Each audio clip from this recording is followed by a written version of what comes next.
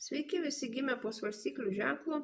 Pasižiūrėkime, kas jūsų laukia laikotarpį nuo balandžio 21 iki 27 dienos. Savaitės perspektyvos, ko vengti ir patarimas jums. Šią savaitę būsit kūrybingi, energingi. Ši savaitė bus labai sėkmingas periodas.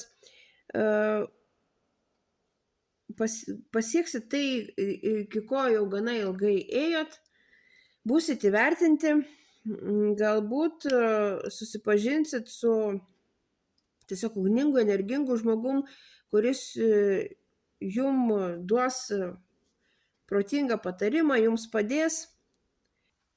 Taip pat šiuo metu galit papulti į tokias situacijas, kur jos pareikalaus iš jūsų tokio susikaupimo, greitų sprendimų priėmimo ir privers jūs priimti labai atsakingus sprendimus.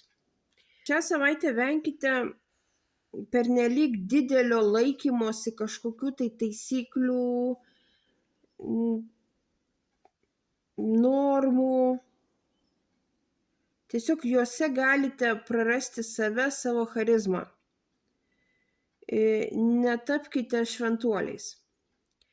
Ir patarimas jums: džiaukitės gyvenimu, švęskite, jauskite, mėgaukitės viskuom, tiesiog turit viską, ko jums reikia.